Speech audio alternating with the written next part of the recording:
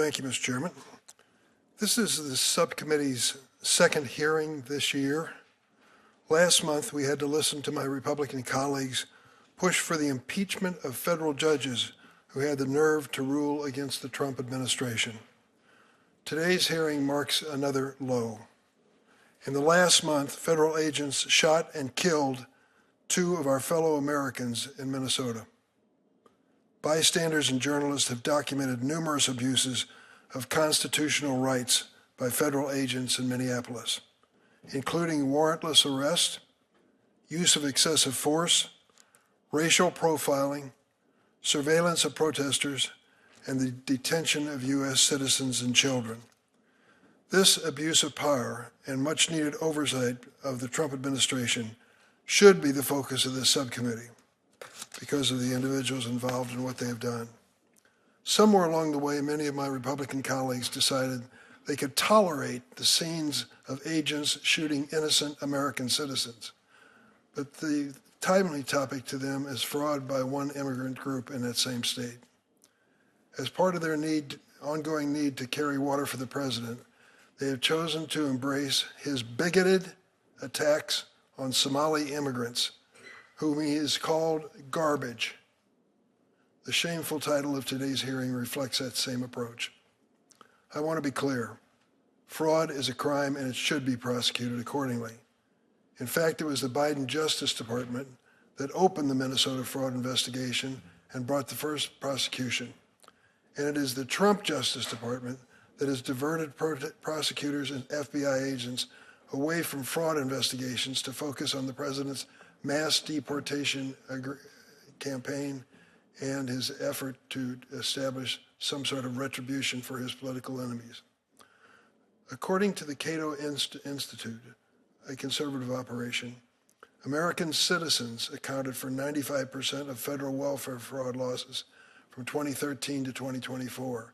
American citizens. So to suggest that the Somali community is disproportionately responsible for fraud is just not supported by the facts, even from the Cato Institute. If we're serious about fighting fraud, let's talk about a president who has more than doubled his net worth since his return to office. Blind trust as a possibility have been replaced by eyes wide open money grab. Let's talk about senior administration officials who have misused government resources and taxpayers' dollars for personal purposes and travel. Let's talk about fraudsters who have made huge contributions to the president and been rewarded with pardons. Business executives who have committed Medicare fraud, securities fraud, wire fraud, crypto fraud, tax fraud. If we're worried about people breaking the law in Minnesota, our focus should be on the Trump administration's Department of Homeland Security.